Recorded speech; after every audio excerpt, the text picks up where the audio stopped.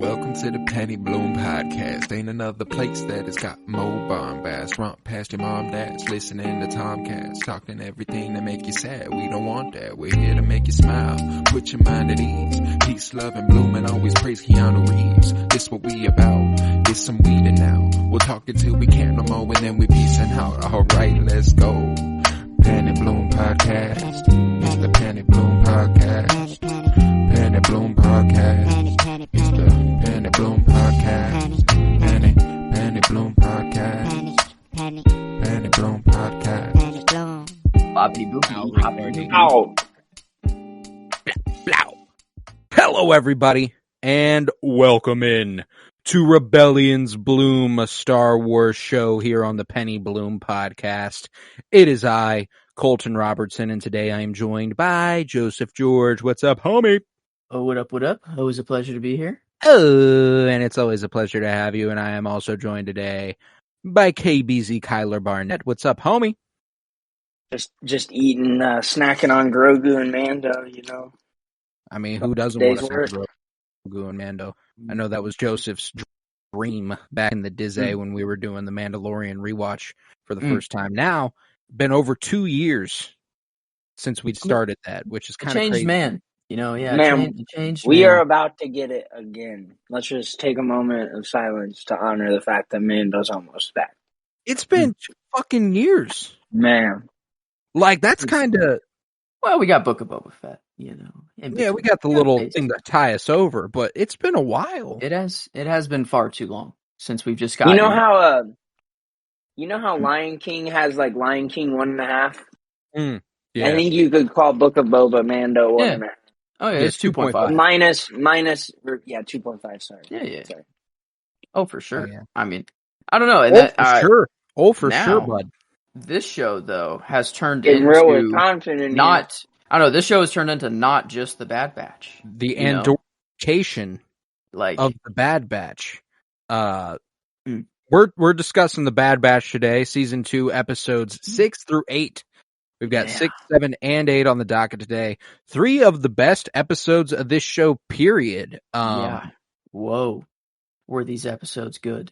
They were fucking stellar, man. I'm very excited to get into it because, you know, last week, unfortunately, Kyler couldn't be with us. So we decided, you know what, fuck it. That works with something we were trying to do scheduling-wise. We're like, how are we going to talk about The Last of Us episodes 1 through 3, the DCU announcements, and Bad Batch episode 6 with the stuff we've already got laid out? And we were like, fuck it, put it off till next week, Kyler. We're going to make sure you can be here for it. And you know what? Which is just great because Gungi the goat. Gungi the goat.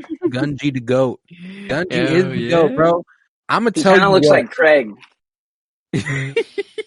He kind of does look like, you know, Craig kind of is closest to a Wookiee in the Star Wars universe, I guess. I would say closest in anyone in this chat.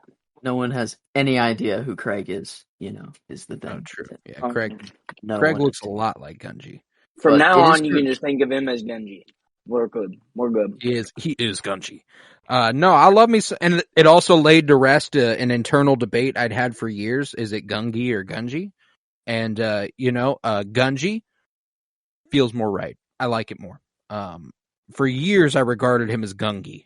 Really? Like, it's just like, no, that can't be right now. I look back and I'm like, no, that's not it. That's not his name. And, of course, Gungi, returning from the Clone Wars, is where we'd previously seen him. As he'd, a sick storyline with him, too. Because I'm like, I remember seeing him, I didn't know where it was, but I'm like, I remember this storyline because it was so cool. That was one of my favorite, I don't know about where in seasons-wise that is in Clone Wars, but that was probably one of my favorite episodes, bro. I think it's season... I want to say 5 for some reason off the top of my head. The Youngling arc was super cool. Man, taking him to Ilum and everything. That's so cool. Unfortunately, this makes it seem like Gungi might be one of the only ones who possibly lived from that arc. I just got to say something real quick. I know this is way off the rails, but I just want to make note. You're looking in awe at that. I'm not even making. Okay, I'm gonna set a line here. Or actually, I'm not even going to set a line. I'm going to ask you guys to set a line. How many goldfish do you think they say is one serving size? Oh, Take a guess. 20. You say Okay. 20? This is probably way lower than you think. I eat at least 80 per serving if I'm going to eat goldfish. That's why I'm going even lower with it. They're throwing 13 per serving in a goldfish bag.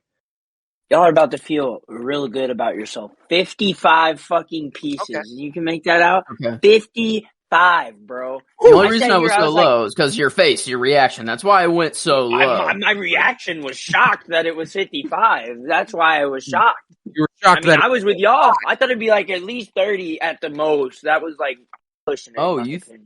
So I was shocked to see 55 because I was like, I probably eat. I feel real good about these. I thought for sure it'd be like, yo, this is a horrifying amount per serving.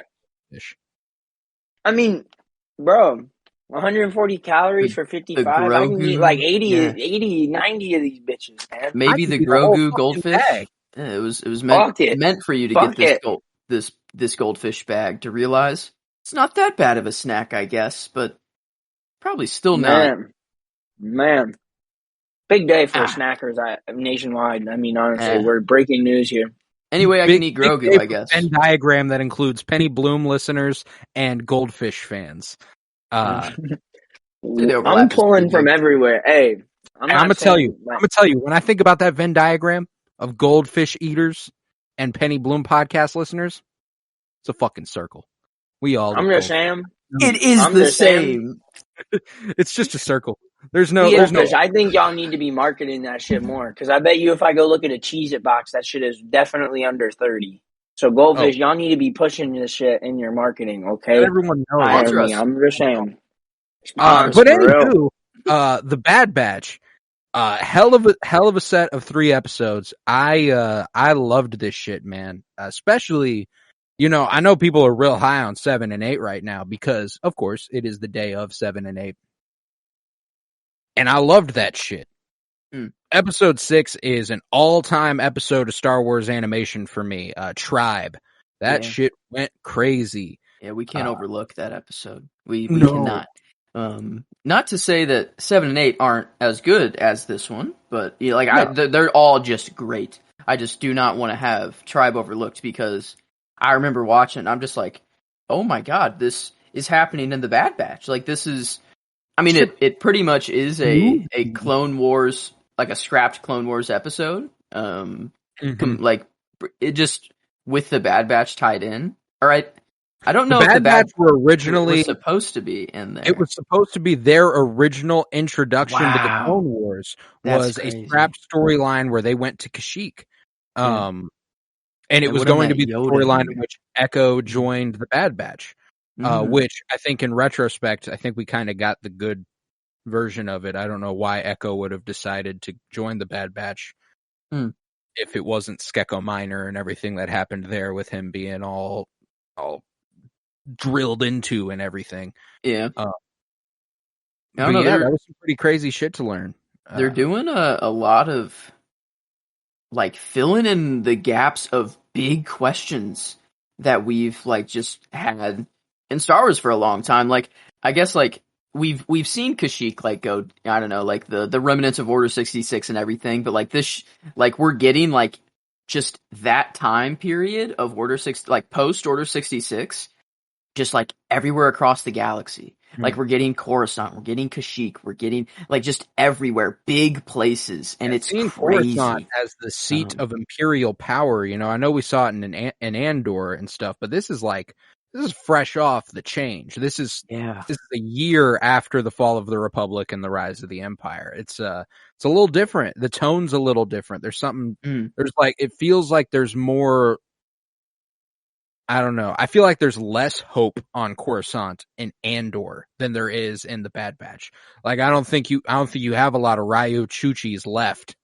By Andor. By the time that comes around. And we do actually, in episode 7 and 8, we get a little bit of a cameo from a senator who is a part of the Rebel Alliance and is in Rogue One, actually. Senator Pamlo.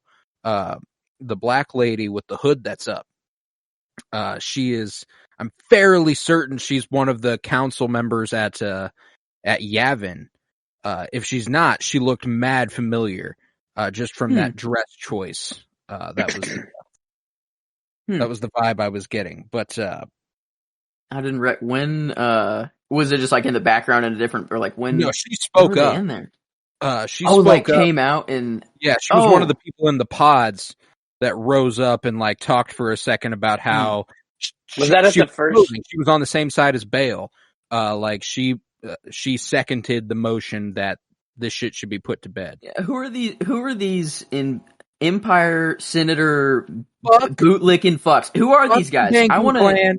Yeah. And fuck that Yoda ET blended looking ass motherfucking hoe. I hated her, bro. They sucked. Yeah, they sucked. I was so glad when they got sunned.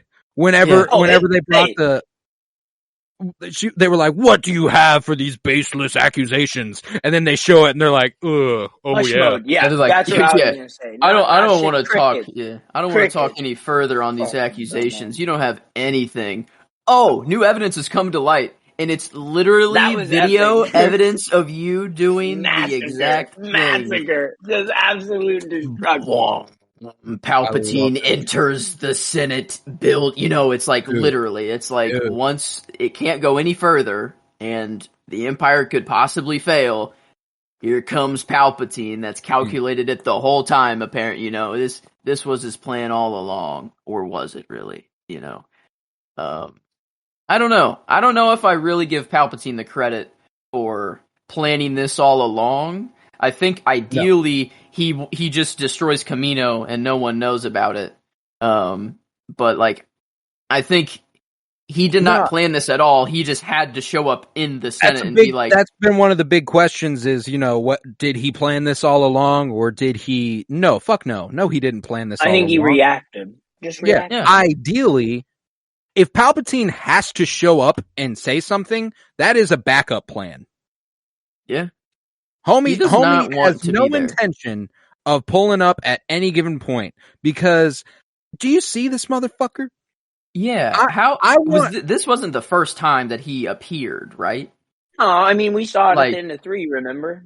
Or not toward. Comes back and he says like, "The first galactic blah blah." Yeah, I don't think this is supposed to be like the first time. Everyone seemed to know what was going on as soon as like the floor opened up and everything. Because they did mention though, it's like, where has he been? You know, where is the Emperor? If this is so, you know, they're like kind of just like, man, he's just not been here for a long time. Oh, I don't like that's my thing. Idea. I don't think if he can just show his face as little as possible.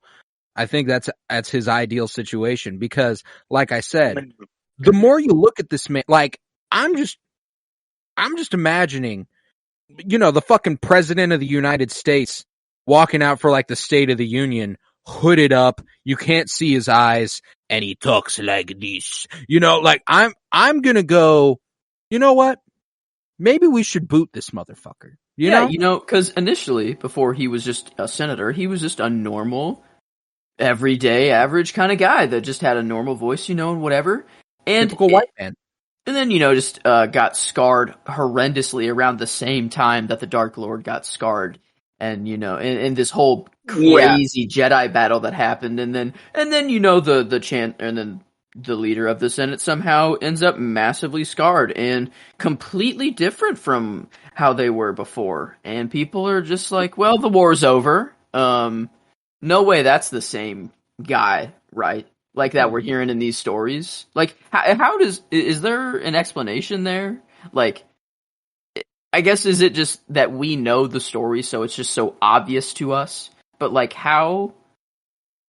There were like 5 people who knew Palpatine was a Sith Lord. I guess Mace, and he killed them all. Anakin, Padme, wow, Obi-Wan, Yoda. That's Obi-Wan and Yoda's fault right there. They knew and stayed a lot, right? They knew. Well, did Yoda know? Yeah, actually, he fought him. No, he fought him. Obviously, and then Obi-Wan did. because Obi-Wan watches the hologram of him dubbing him. telling him, yeah, and then they did not. Hey, don't say they Wow. ain't did shit. I mean, They Yoda trained Luke Skywalker. Yeah, but I mean, it's a long time to just after. I don't know. I mean, after the systematic destruction of your people, you can't like Obi-Wan couldn't have just like hide for a little sent like a little note, be like to Bail, be like, hey, this current leader of your government, of your entire galactic empire. That's the Sith Lord, by the way, Bail. It just, a friendly tip for you. Watch out. Bail knows, bro. He's literally. I think Bail knows like, too. Fathering Leia. I mean, he's got to have some sort of idea of who he's supposed to specifically. I mean, bro. So Bail knows. You know that he was up to some fuck shit, like throughout so people episode 3. So there's no way. He's more just a domineering, like just intimidating figure. They may not have the. Bail knows, but he can't say anything because, he's got to keep the rebellion a secret. He's got to, not die and have Palpatine just kill him. I think there's also the fact that logistically, if you're trying to sell people on a rebellion, you don't want to tell them they're going against an evil magic space wizard. That's not an ideal. You probably want to prefer to keep. It's kind of like when, like, he's just Joe, a politician. For perspective, let's take him down. For perspective, like, whenever I'm getting ready to go pitch against some dude that I just know is an absolute dog, I don't really want to hear and think about, like, damn, this dude's 6'7", about to get drafted, fucking NAIA pitcher of the year last year, fuck it, we ball. Nah, it was more like, this is fair. He is who he is, I can go get his ass, whatever, man. Yeah, this is fair. It's like, let's focus less on the fact that he's an evil fascist wizard and more on the fact that he's an evil bureaucrat, Fascist. Wow. And so yeah, I don't think there's much. I think Palpatine tells them exactly his version of the story, and most people went, okay. The Jedi are portrayed as traitors. They tried to take him out. Most people believe that, and they just go with it. It is. I wonder if there's just like a general person's point of view history, of Star Wars, like how the general person saw the events of the, because I'd assume like everyone's telling crazy stories. The Jedi are probably told 1,000 different ways across the galaxy. So are everything, and like I wonder just what like a general person who's living like. Just kind of like in the outer rim, just like living a normal mundane life, and they're checking in on like the Clone Wars, like just checking in. I wonder like what their viewpoint of it all is, and like how different it is from just what we know. Yeah, right. I don't know. Probably something like Owen Lars or like Cassian Andor. Cassian Andor might be a peak example. That's probably that. Yeah.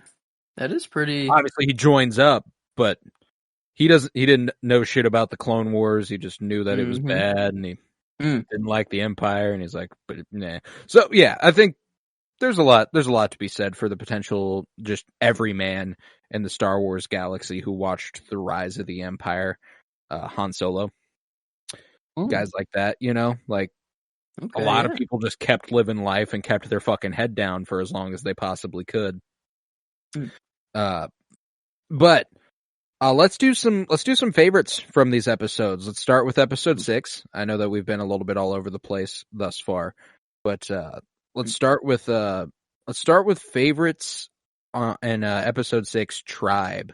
And why don't we begin with characters? Kyler, how about you? What's your favorite character from this episode? Dude, I gotta go Gungi. I have to. I can't. Like, after seeing, especially since just, like, Clone Wars was such a different experience for me watching-wise just because I got into it so much after the fact. Like, I literally watched all of it, 1 through, 7, right? 7? Mm-hmm. Or 6? I watched all of it, like, after the 7th one had already been out for 2 years. So, I mean, I clearly was, like, late to the party. And so, like, that was totally different because it's all so much fresher for me when Bad Batch kicked in. And so seeing Gungi, after, like, last time I saw him, he's just this wee little lad, going to get his Kyber crystal. Man, now look at him. He's out here fighting for his fucking life, but look at him do it. He's doing the shit, and the Bad Batch helping him. A little bit too impulsive. He's not careful, bro. I love this motherfucker. He's also my favorite character of the episode. I mean, it's Gungi. How are you not going to go with Gungi? I thought it was hilarious that, see, this is the type of shit I want Jedi to be doing. You know? Throw caution to the wind, homie. You got the Force on your side. About that action. That's what I want to see. Everybody trying to let the action mowing his shit down, and he went, no. Straight up. Yeah, he said, I have the ability to do something about it. You will get clapped. Yeah, he's like, fuck around. I have the ability to do something about it. Too. Yeah. He drew the grab. He said, this side's fuck around, and this side's find out. We'll meet in the middle, okay? They found out. Yeah, they found out. And I was thinking, I'm like, is it not Gungi? Is there anyone that you can give it other than Gungi? And it's like, not really. It's Gungi. The only one who gives him a run for his money for me is Omega. And that's what I was gonna say. Is like you both have Gungi, and I'm like, it is obviously him. Do we just want to maybe? I might give Omega the nod just because it was really cool. Her seeing a Jedi like this close up, and a young Jedi, and then like her later on like meditating with the trees with Gungi later on, and then like now seeing her meditating on her own, and like she's like trying now. Like Gungi really, really inspired her, or like really, I don't know, had an effect on her. And I thought that was really cool, like seeing Omega through all of that. Because my favorite scene of the episode, I think, is like Omega meditating with Gungi like outside, and they're like, it just cuts to them. It's just two kids after, they just saved the forest. Everyone dug up the fire. Dug up so the fire didn't spread. And that was sick. Really weird cut, like a really strange cut. Like I feel Hunter was like, calling everybody, we need to start digging, and then like it cut very abruptly, like in the middle of Hunter saying something, and then like they're like, oh, done digging, forest saved. And I'm like, the episode was getting kind of long, and I wonder, like, I don't know if they had like the actual showing them dig, because like if you watch the episode back, it's so awkward, like the cut. It's an abrupt cut. It's like, it's so weird because Hunter is still saying something like in animation, but in voice it just cuts and then just fades to black and goes to the next thing. Like it's very weird. Interesting. But yeah, I don't know. I really like but yeah, that's I think I will, just to spread the love out. I like it. And that is a good choice for scene as well, them meditating together. That scene has my favorite line of the episode, actually, with Hunter's delivery there of they're both just kids, but they don't get to be, they don't deserve this, basically. Like that shit was so, like, what hurts the most, they're both just kids, but they don't get to be, not in this galaxy. What hurts the most is a few seconds later when he goes, they deserve a life far from war. Hey, bro. Yeah. This shit don't end for like 20 years. They ain't gonna have a life outside of war for a really long time. And that hurts. Yeah. No. Man, it's been brutal. 3 episodes in a row. We'll have to talk about that theme for 3 episodes at the end. But damn. There's some in this next episode that just still, to this moment, I am like, wow, they really did this shit. Anyway. No. Dude, that shit hurt. Tore me up. But there was still, since Joe gave his favorite scene, I'm gonna circle back to that, and I'll go ahead and give my favorite scene. With all these devastating sort of moments in these 3 episodes, we did get like a really cool, hopeful moment for at least like the music rising, everyone's face lighting up, and it's when Gungi reveals himself to be a Jedi with the Bad Batch right there. I loved the way Hunter and Omega like they both are just like, oh shit, yes, and then the Bad Batch immediately falls back into line with like how they used to fight when they had exactly on their side. Damn, bro. Oh, hey, now that you're saying that, man. My scene, God.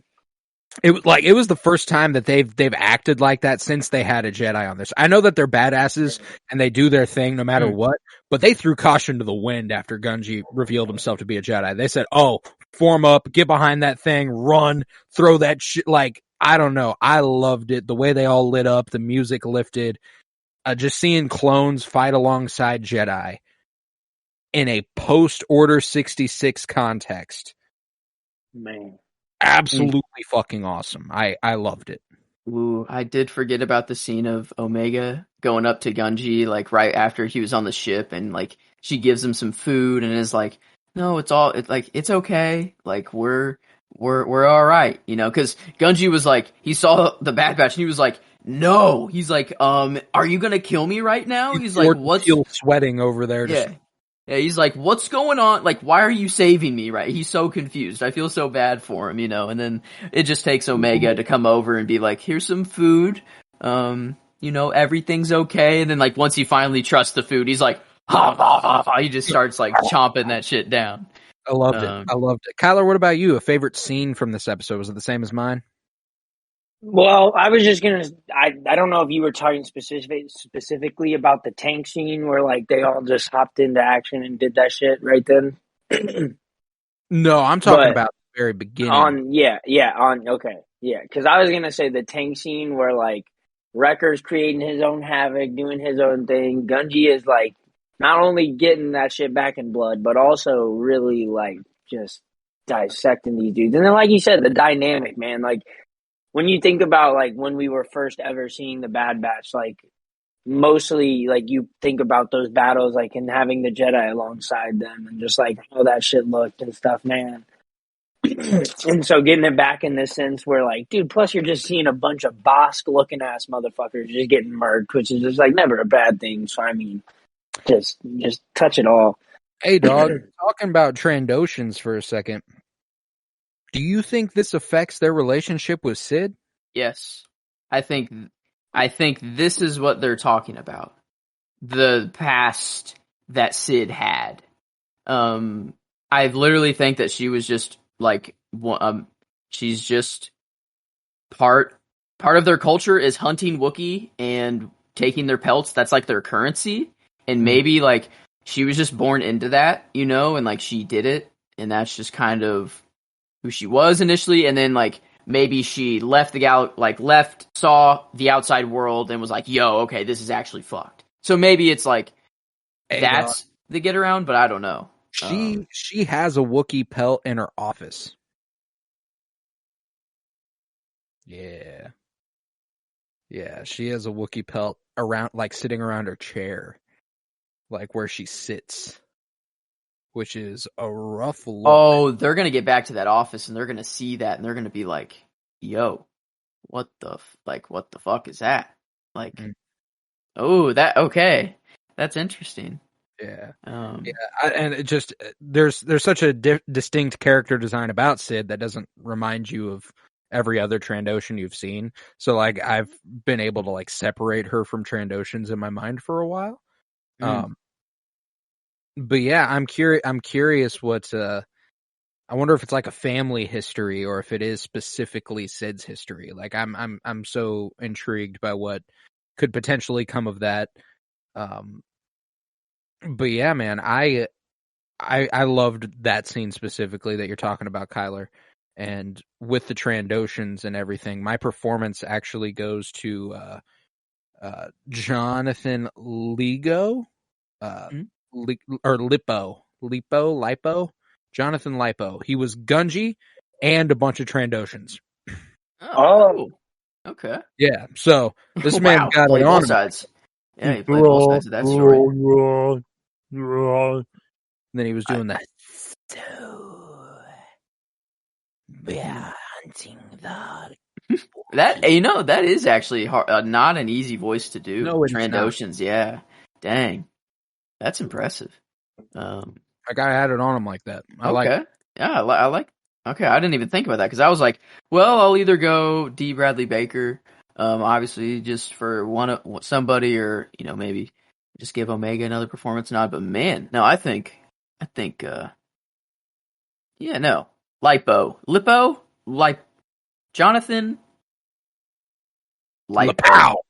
Lapow. I like that. I'll give him it too because I think he All actually, he deserves the recognition. I was about to give it to, is it Michelle Ong or Ang? Yeah, Michelle Ang. I was about to give it to Michelle Ang. But Jonathan Lapow deserves it way more.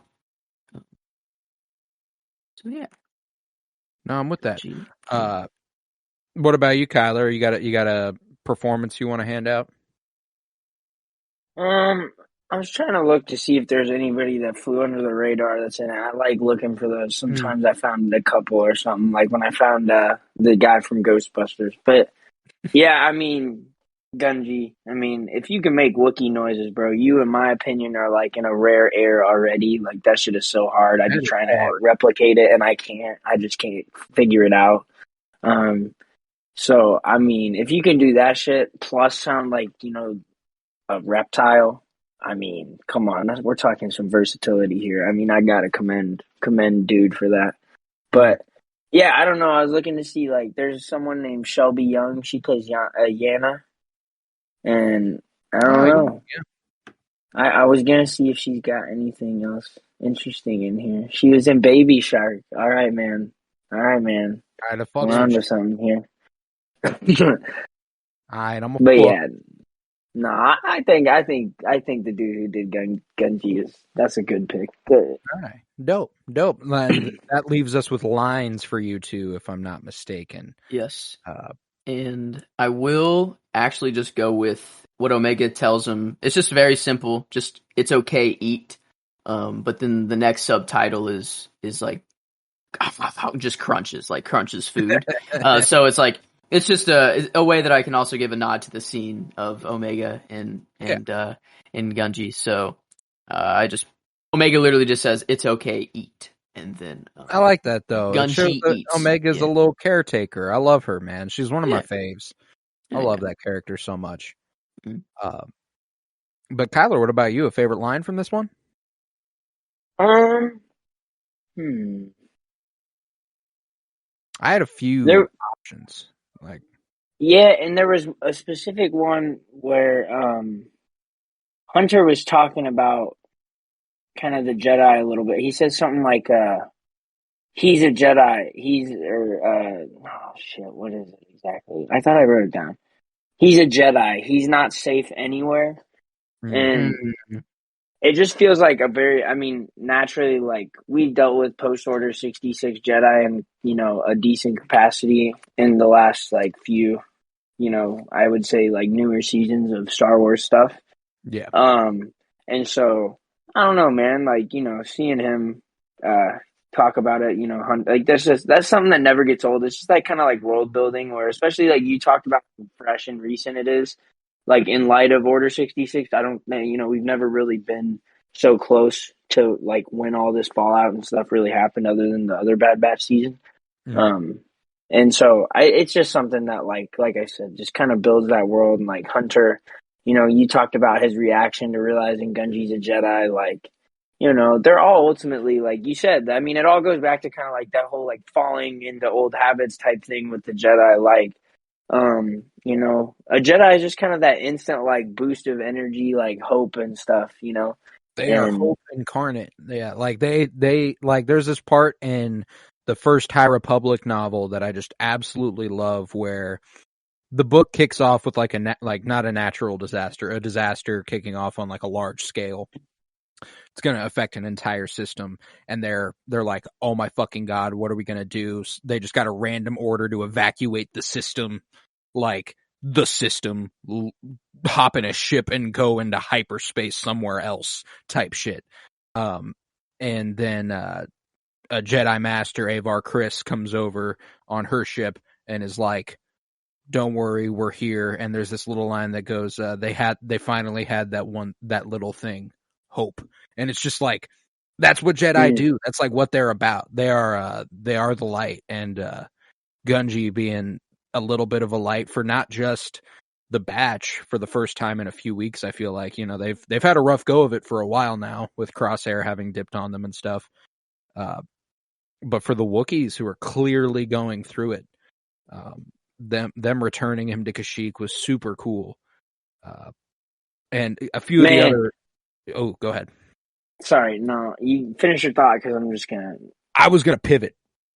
Oh, I was just gonna say, seeing Kashyyyk is something that never gets old, and especially since I think the last time I really saw Kashyyyk was in Fallen Order. Yes, correct, dude. Man, just Kashyyyk is just, and especially Fallen Order is a really good example because you see the Empire's impact on Kashyyyk, and like that is just so fucked. So I mean, like seeing it in the like and chains and stuff and cells. Man. Yeah, man. And what's interesting about this for me is that I love the design of Kashyyyk. The fact that we're on the ground in Kashyyyk, I feel like is kind of a reflection of the fact that the Empire has taken over the planet. You know, they spend their time up, like all the platforms you saw up in the trees, prequels and stuff. Like the fact that we are so low and on the surface of Kashyyyk with all the dangerous animals and stuff, like they're only there because they have to be. Mm-hmm. That was also another really good scene. Sorry, is it the Ganath or I don't know how the hell you pronounce it. The spider looking ass thing, you know. Yeah, the spider looking ass things with the big ass ears that the Wookiees ride. I love that. When Gungi said like, nah, it's okay, they won't do any harm or whatever. Like that's just like peak. Like, and that's not even so much Jedi. I just love these little insights into the like Wookiee kind of like thing. Like, you know, that's like the perfect balance of like it's the Wookiee belief, but also the Jedi belief in essence. That's like, why you know, Wookiee Jedi are the fucking best. I love Wookiees. There was this another one of the lines that I almost considered, and there's a couple of them, are in regard to the trees. Whenever Tech is like, they believe that this planet belongs to the trees, and they are allies in this fight.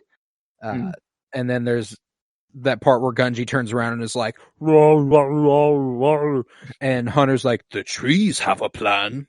All right. Whatever they say, you know, like he's like, I'm in, you know, I trust you. You listen to the trees. I dig it. Doesn't someone say like, we need all the allies we can get? I feel like Hunter like says something like at the end there. The text line. Yeah. Man, I don't know, that was really cool. Like the apparently that was a really big part of the scrapped episode, was that they, in order to take out the Trandoshan army, they set the trees on fire themselves to get rid of the Trandoshans, and they prayed to the trees before, saying like, "Hey, we're about to do something very bad, but you know, greater, you know, blah blah blah, whatever." And I don't know, it's really interesting, like seeing these episodes.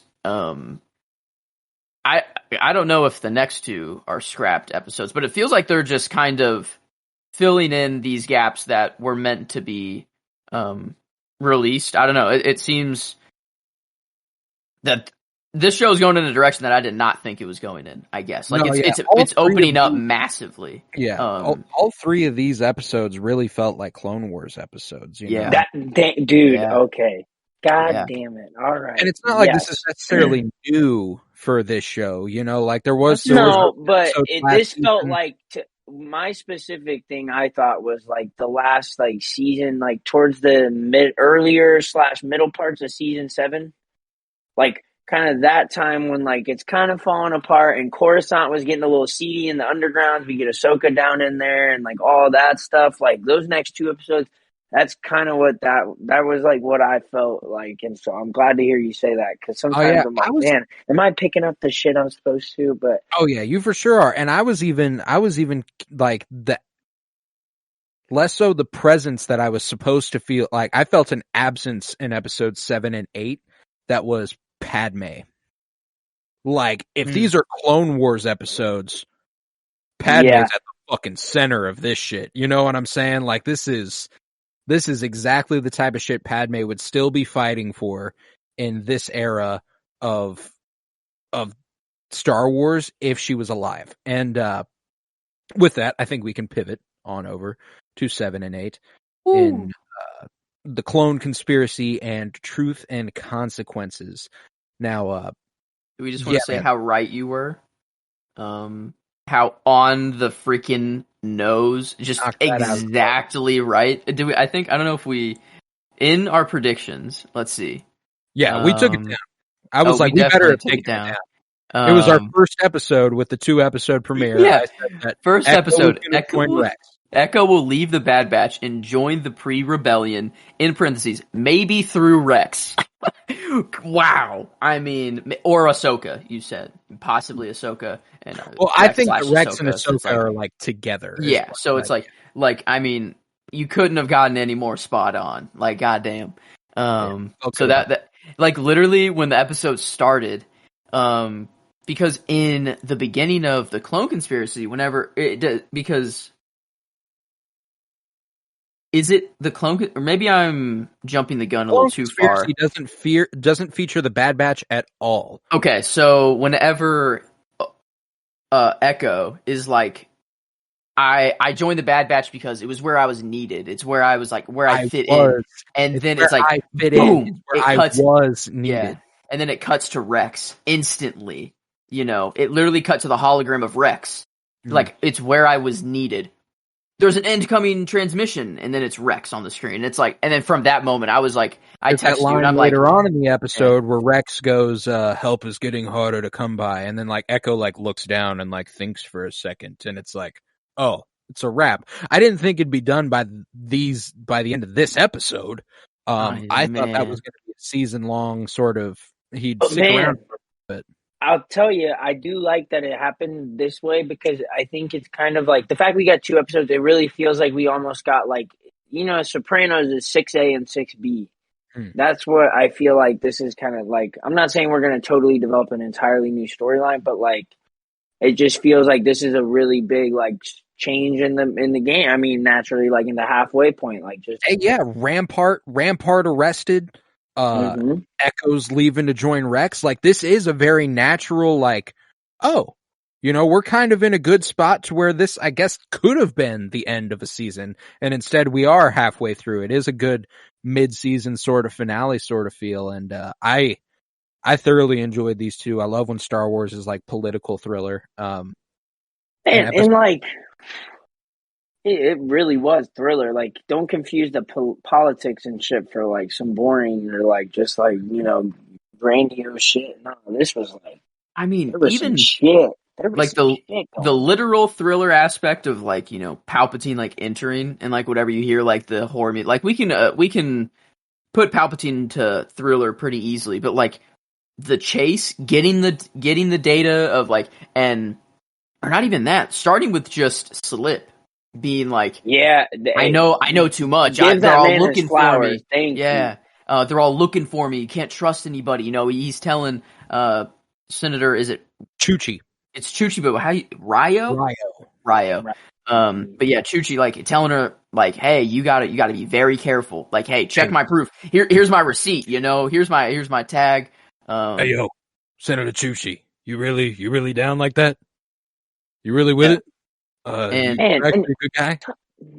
Talk about how, dude, just sad like the like place clones are right now. This like limbo and like just everything is just so tragic. And there's a line, I think it's from 7. I think it's the line from 7 where, or no, it's got to be 8. It's got to be 8. The line that I'm thinking of. But man, there's just some tough shit for the clones in these 2 episodes. Hard to watch, and like really hard to watch. That's the thing is that Senator Chuchi like makes them think about them growing old for the first time. Like these clones, think about that.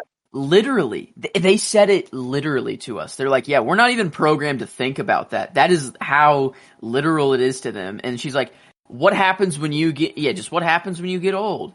And like, it's time for you to start thinking about that. And you see them all look up and be like, oh wait, I am gonna get old.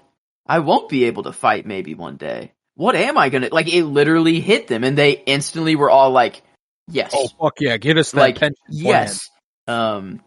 And I don't know, that was awesome. Like, every aspect that led up to getting the data and putting it in, you know, and showing the Senate. But the thing that the whole thing leading up to that was so awesome. You know, like you had protecting the senator, you know, trying to find Slip in the streets and like the senator tracking him down. And he's like, if you can track me down, they definitely know where we are. We gotta go. And it's like, yep. But man, Rampart, like, that's the thing is like Rampart's, I don't know if he's done. Like he's gonna leverage the information he has about the Bad Batch being alive to get out of whatever situation he's in. I see now. Because I'm like, played that close to the chest. In my mind, I'm like, how is this dude not just dead? Like, how does Palpatine not just instantly take him in the next room and then just kill him instantly? You know, but that makes sense. Like, because the Bad Batch threaten. Well, I don't know. The thing is like, on one hand, it doesn't seem like Palpatine calculated this at all, but like this could have just been a calculated plan B because like he did get exactly what he wanted. I don't think he lucked into it. It's a backup plan. It is another because plan he did pass the bill and get the stormtroopers going like that. That just happened. Like, on the fact that he turned the obedience that he programmed into them and turned it against them. Like, my fucking God. Oh yeah, and you know, this is a kid's show, and this is just the Galactic Empire, right? This isn't like real. This doesn't happen. Thank you for talking about the fact it's a kid's show, because I just want to bring up the fact that we watched a man fucking Hail Hydra himself in the fucking end of an episode. We watched Palpatine enters the room. Man. Yeah. Like, dude, are you talking about Rampart when Palpatine enters? No, I'm talking about the end of episode 7 when the dude fucking chomps down on the taser and just absolutely ends himself. Oh, that. Yeah. The hell, man. It's a kid's show. Dude, yeah, wait a minute. It's a kid's show. What kind of clone is that? I don't know. He had a shit wife. Programming. Yeah, he had some other shit going on. Just like it's like a gun without a serial number, basically, to Rampart. Yeah. No, yeah. Wow. And that's basically probably just how homeboy. Wow. He completed his mission, and then it was all wraps, I guess. But damn, man, this is a kid's show, and really just did that. Well, and this what's interesting is I am so fucking excited that The Mandalorian season 3 is coming up so soon, because the last time we watched someone do this was in The Mandalorian, and I'm fairly certain the thing he calls himself right before he does it is a fucking believer. And they were getting into the cloning stuff, kinda, in there, and Grogu's definitely part of it. I mean, they were getting some of his DNA for something. I know you hate. I don't know. It's not related to Palpatine. Clearly the goal with Grogu. I don't like the theory that Grogu is a clone, and I don't like the theory that he's combined with Omega and Kino Loy. I don't think Grogu's a clone.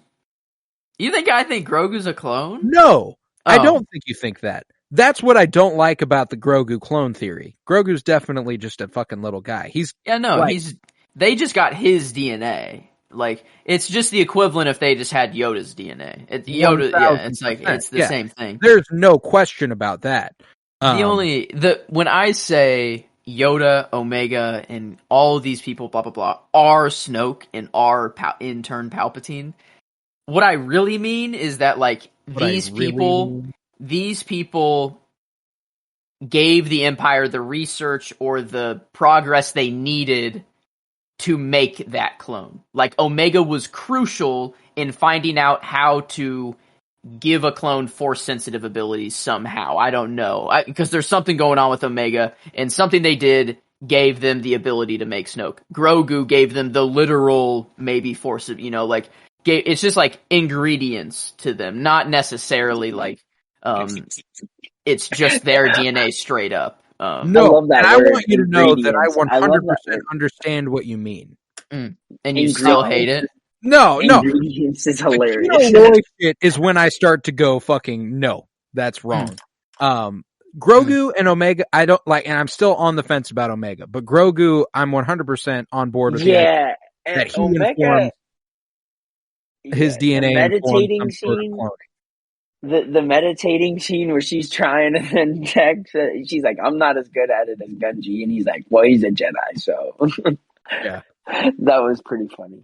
Hey, I texted Joe. I have a little theory where I'm much more on board with the idea that Omega is Force sensitive than I was before. And my theory is that she wasn't cloned to be Force sensitive. She is a clone who happens to be Force sensitive. It's kind of a 1 in every billion sort of chance. Yeah, like a lotto. It's like a lottery type thing where like, you're the lucky It's one. impossible to create without fucking up a clone, but a clone who happens to have it can be cloned just normal. And see, I agree. She has something about her that is she is something. That is for sure. I think we can all agree there.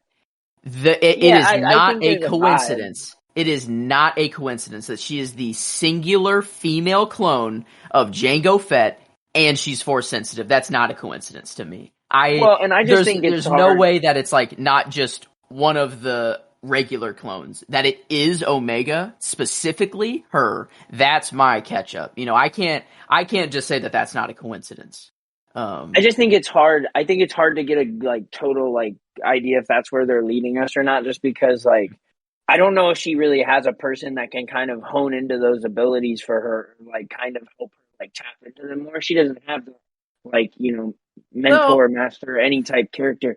But I would say like the kind of like awe and stuff that she is in of whenever she's in the presence of Jedi is like, I mean, that's not like nothing, I guess. Like you can tell that she definitely gravitates towards that, which like, I don't know. I mean, I think not that, I mean, who wouldn't, but aren't they trying to go with the idea that anyone, you don't have to be a Skywalker, you don't have to be a Palpatine. It can be, the Force was awoken throughout the galaxy, right? Like it can be kind of anyone. Yeah. I think that's the idea they're going with, and I think it makes way more sense. It's like someone like Hunter could never be Force sensitive because like it's just never in his mind that he could ever even think that way. You know, it's like he's programmed as a clone to think that way, even though that he's the Bad Batch and thinks above other clones. It just can't happen. But someone like Omega, who is very alone already, she has to think think a lot by herself, make her own decisions internally, like think a lot. Like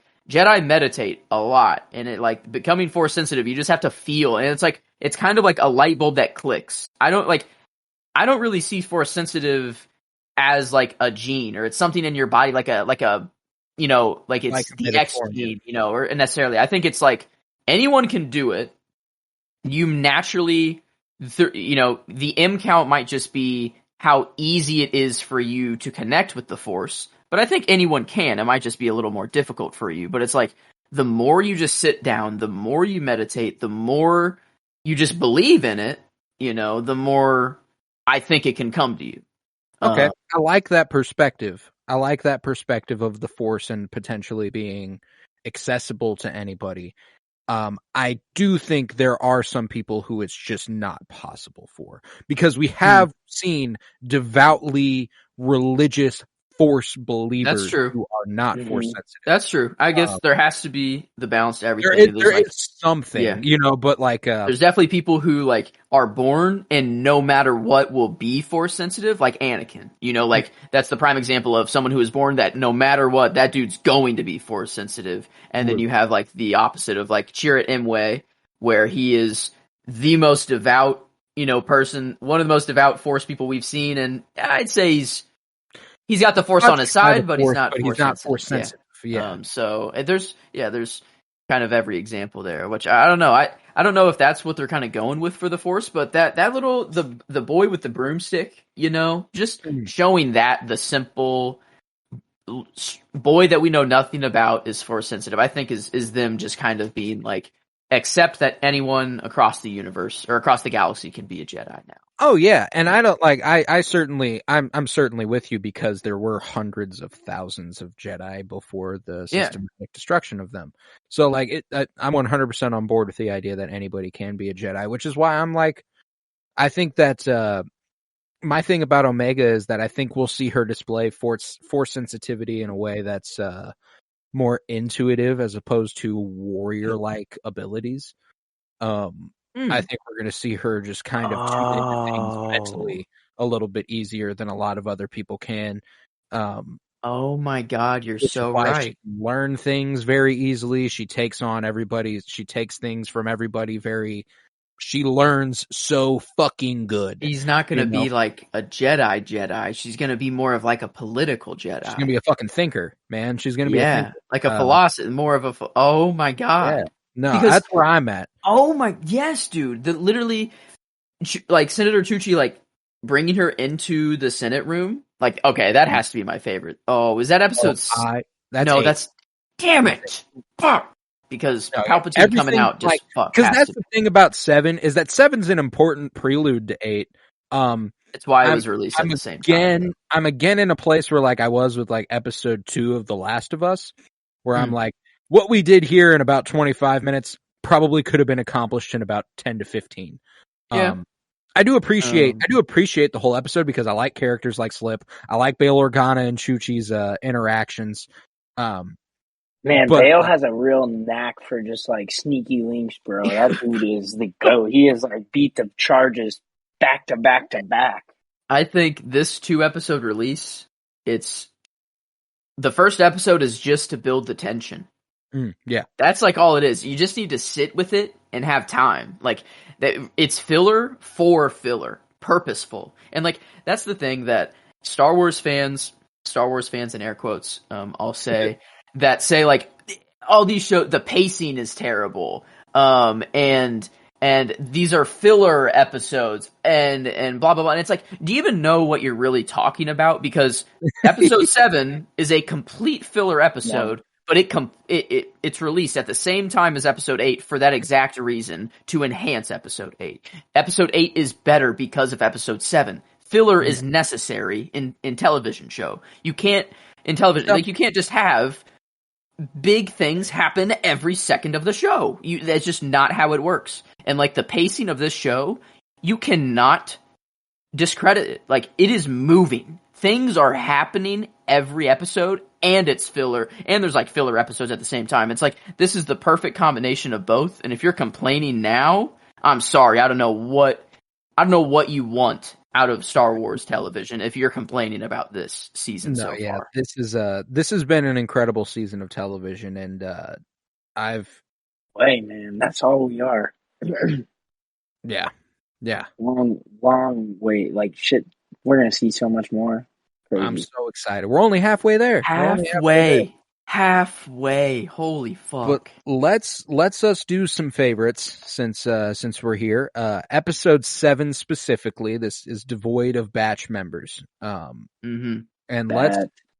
let's start with performance just for the fuck of it. Where are we sitting performance wise? I'm thinking of giving it to I don't know who played Senator Tucci. Jennifer Hale. Yeah, I don't know. I really she was a very hopeful voice, and like a little. I guess she was learning like how things worked at the same time as she was like explaining them to it. Like she was finding out that it was a lot bigger than she thought. Talking to Bale and stuff like that. But then I guess it's later on, but whenever she's talking to like Omega. Specifically, like in telling her, like, yeah, the clones don't have any representation. Omega's like, yo, what the fuck is that about? And it's like, yeah, I know, it's actually terrible. Like explaining the world, as it is to Omega. It's just really sad. But her in episode, in the first episode, it's like you see like the fear, like she has to like sneak around. I don't know, get all the information. I just really like her this episode specifically. I think she was like the character I attached to the most, so I think I'll give it to Jennifer Hale for this one. I'm with you. What about you, Kyler? I'm gonna go D. Bradley Baker. He's not. I mean, obviously he's the batch characters, but I thought just the work with the other clones like Slip and Cade, and just like he had some work to do with Slip. Yeah. Okay, that is good. So I like. You want to go just Slip specifically? Yeah, if we're talking about fear and like portraying that through your voice, the like hushed, like can you be trusted sort of thing. Like if you found me, they could have Yeah. followed you. Where like Mm. D. Bradley Baker killed that shit. It was a fantastic No, performance. I like. No, yeah, go That's ahead. where it was.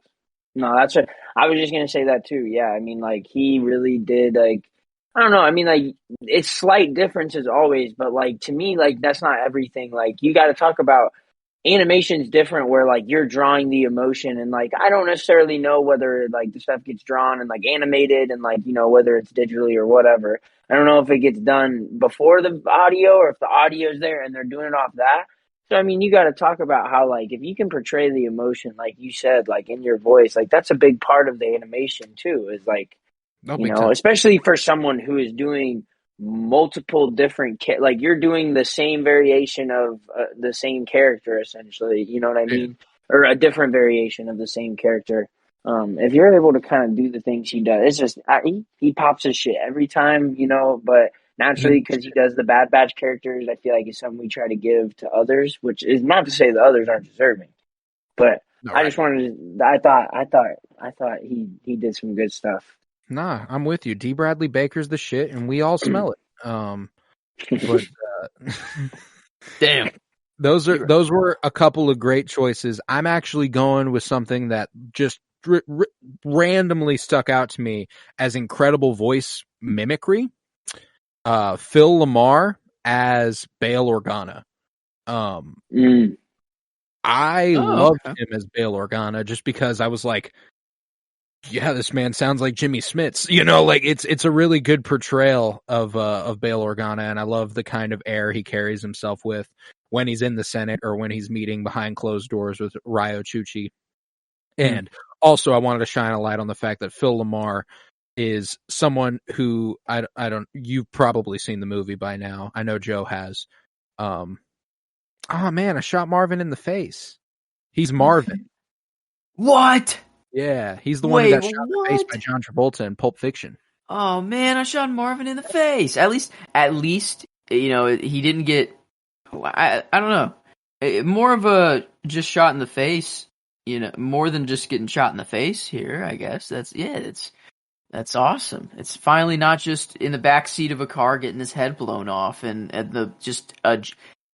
I swear that wasn't supposed to happen in the movie, and I don't know. Like, it just seemed like it just seems so out of nowhere. But no, yeah, wow, Phil LaMarr is actually Marvin is what he's known for live action wise. Very established voice actor in the Star Wars universe specifically, and beyond. He's voiced tons of characters in Star Wars. The Book of Boba Fett recently, he was one of the bosses of like the Pike family. The one who was like stowed away on Tatooine, like just posted up, the one that Fennec Shand goes and like assassinates. He's that guy. Man, he always getting shot. This man he can't always stay. getting shot. He's catching bullets.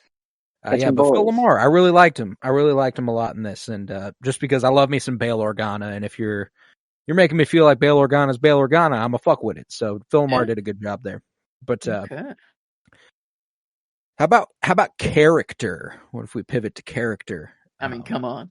It's pretty obvious here. Well, I guess you could give it to like maybe Slip if you want to, but it's Senator Chuchi. It's Ryo Chuchi. Like, come on, it's Miss Choo Choo. Little hop on the train. Like, on the train. Why make okay? I'm too deep in theory, and I know I think too much into everything I see. Why was this senator just like the older version of Omega? Like it's literally Omega in like 20 years. No, yeah. I mean, I'm not saying that like it is her. No, I get you. Like, I 100% understand. No, I think it's mostly to have someone that Omega can relate to hard in the next episode and really not just listen to because she's there, but want to listen to, actually be inspired by Ryo Chuchi quite a bit, because I'm fairly certain, like, if you remove the Pantoran features of her face and you make her the same skin tone as Omega, she looks exactly like Omega. Like, I think the facial design... eyes. That's the thing. I was like looking away from the screen, and like I kind of thought it was Omega. Like when I heard her, when just the voice is similar, like to Omega. It's just the voice is similar. The hair, is similar. It's She's all like an older it's all version similar, and of, I'm like, yeah. I don't know. I'm like, okay, I see her as just like a role model, but I'm like, I don't know. Yeah. I think that's it. I hope so. I hope I'm not going. I'm not too lost in the sauce here. Yeah, if you're going any deeper than that, we're getting lost. Okay. No, I'm 100% with now my you. It bearings is are Ryo set. Chuchi.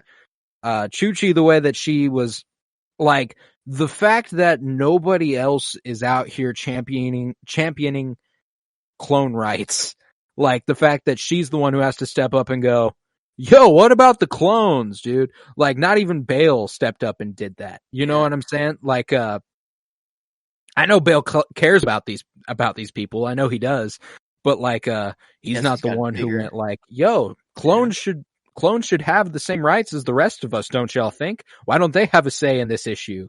They are the centerpiece of this legislation. How are they not represented on the Senate floor right now? And I love the way she goes to the clone bar, and I love that there's a clone bar, by the way. It's like a cop bar or a firefighter bar. They all just go to the same fucking bar. You know, this is where clones hang out.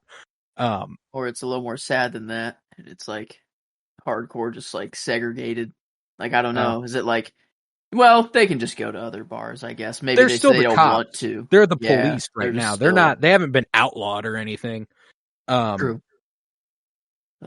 Yeah, no, I think this is just they stick with each other, and this is where they've decided to hang out a lot. But I love that she's going and meeting with the people she is looking to represent. She goes to a fucking bar and hangs out with them and talks to them about what they need and what they want and stuff, you know, like, and it's not a political ploy where she wants cameras on her and everyone's going to see her talking to the people. No, like, it was legit. Yeah. She wants to look out for him. So that's why I fuck with Ryo Chuchi. I thought she's a super cool character, and so glad we made it out of these 2 episodes with her alive. Yeah, I was getting scared. Am I tripping, or did the guard that was opening the door for her totally eat a bullet right in the chest and then just kept it moving? Kept trucking. That man was a G. Yeah. The other dude went out. I mean, like, I was like, damn, he really ate that bullet. Hey, charge that one to the game. Props to you, bro. Like, you went out on your sword. Like, good shit, you know? And then the other dude eats one and keeps on trucking, and I'm like, all right, maybe that dude was a bitch. Like, what the fuck was he doing? The first guy got shot out of the blue, not knowing. Just shot. Dead. This guy's got the adrenaline of a firefight going on. Exactly. This guy's fight or flight. He has adrenaline. That's legit. It keeps you alive. Like, it's just like a person that is cracked out, gets shot 18 times and doesn't fall down until until they lose the amount of blood to like actually make them lose consciousness. Like, it's yeah. I don't know. It's legit. I don't know. I see it. We were just talking about this yesterday on the Tales of the Jedi live commentary, where we were talking about the character design for like different planetary guards. Yo, the Pantoran guard here, what a super fucking cool design too. I love that shit. I wish their gun... I loved Ryo Chuchi's hair and like the way, like, I just love the creative freedom you have from having so many species and so many different walks of life. It's really cool. But Kyler, what about you? A favorite character here? I'll go. I think Chuchi. I was thinking more towards episode 8, but the more I think about it, I think I could do something different for 8. So I think Chuchi's a good one. She had my favorite quote too. I thought she had a quote that I really liked. So just she brought it. I mean, she brought the heat. Like you said, Colton. She going in the bar and she's down meeting in the grungy areas. Like, hey, one thing her and Bale have in common, hey, they'll get their feet and their hands dirty. They don't care though. They'll go do by any means necessary. Sometimes you gotta go and do some seedy shit to get what you need to get the dirt on these motherfuckers. You know what I want? My dream now is for us to get a like Rangers of the New Republic type series. Post episode 6, the New Republic is trying to, get their shit going. And there's fucking Senator Ryo Chuchi, front and center, old as fuck, doing her thing. You know, like hell yeah, That'd give be me nice. That She would be doesn't even nice. have to be prominent. Just show me Ryo Chuchi being a senator in the New Republic, please. I need it. Man. Yeah, I just realized she got the clean sweep for me this episode. Ooh, okay. For everything. So, well, I guess that spoils character, or I mean performance for me. I don't know if I already we said. did that We already first. did. Yeah, we did both. So we did Yeah. both. But I guess what do we want to move on Let's to do next? let's do scene. Let's do scene. Okay. Yeah, mine. I loved whenever like she knows or she got tipped off by Slip that Rampart was, you know, he did the thing. She goes into his office and she's talking to him as if she doesn't know, you know, but then like it evolves into like, I obviously know now and you know that I know. And now I'm telling you, I'm speaking to you in code, but we're threatening each other in code basically. He pulls the bounty hunter up. He's like, kill this bitch. Okay. Yeah. And I was so excited to be getting a new bounty hunter, and then they were like, clone who's going to kill himself. Dude, I'm like, okay, thank you. Because, yes, first of all, I was trying to think of who it was. My first thought was like, dude, are we going to get some more Cad Bane? I was like, and then I thought, who the fuck is it? Yeah. Well, and then it was like the precision of the aim and shit. I'm like, is Crosshair still out here running errands for Rampart? I'm like, what are we doing right now, bro? I'm like, who is this man? And then I saw the helmet. I'm like, okay, I am just clueless. And then, yeah, Joseph, I think you hit it on the head. Just basically an unregistered gun. That's all that this is. That's, first of all, fucked up. But also, I mean, that was a little bit of a red herring there. Oh, yeah. Yeah, For sure. But I love the office, like the imagery being used, like Rampart, the window. It's, you know, you're looking at Rampart and it's hard to focus because of all the window and the light behind you. You know, it's intimidating. That's the scene you're going with. Yeah. Then. Yeah. Uh-huh. Sorry, I'm a little drunk. Oh, that's okay. No, yeah, I'm a little lost. But yeah, that is my scene, and my line also comes from it as well. If you do just go ahead, want to go ahead and spit here, but it's like whenever they're going back and forth, and she's like, yeah, blowing up Camino, that is way worse than a tragedy. Actually, an entire people are gone now. And he was like, yep, but we need to move forward. And then Senator Chuchi says, perhaps it is easier for some than others, and then just walks out the room. And it's like, Rampart was like, you know, he kind of thought for a second. He's like, well, yeah, I did move on quite fast because I gave that order, and I guess I did wipe. I don't know. I don't think he actually had that thought. I think he's completely okay with genocide. No, he's like, fuck yeah, I did that shit. So, okay. I don't know why I'm trying to get credit, but yeah, wow. I don't know. I just love that Chuchi kind of slam dunked him, even though it didn't really take into effect on Rampart wholly, but it was a slam dunk on the episode. Yeah, yeah. You're like, fuck yeah, I like this guy, or gal. What about you, Kyler? How you feeling? Scene and line. Fuck it, go ahead. Okay, scene. I'm gonna go with Slip taking the speeder off the edge, running from the bounty hunter, and then just cruising around doing the G thing like we've seen before on Coruscant. Man, the only thing you're missing is the kind of like score and like sounds from episode 2 when Anakin leaps out and Obi-Wan's like guitar type shit. Dude, yeah, it basically just sounds like a whammy bar for like 10 straight minutes, just electric. Yeah, that's all it was missing though. That little maneuver he did, the little like turn it on and then jump and then like whoosh. Oh my god, man. This man in a fucking skate park. Whoa, bro. Yeah. He's hopping up, he's spinning the speeder bike all the way around and landing back on, and he's Superman in that shit. You know, like, I don't know. Yeah, that was. Have you guys seen that on TikTok? Anybody ever seen that on TikTok lately? There's been a big trend on TikTok where people are like, it's something about how like atheists are like cringing watching this or something like that, and then it's a dude on Skate 3 that looks just like Jesus, and then he's like doing like kick flips to Even Flow by Pearl Jam.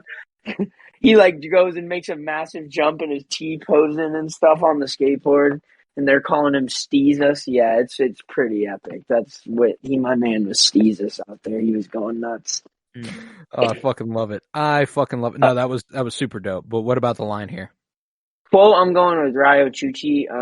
She was talking to paid slip. I can't quite remember who specifically she was talking to, but she said, "You spent years fighting for us. Let me fight for you." And it's just like, Yeah. man, I think Cole, that was in the bar.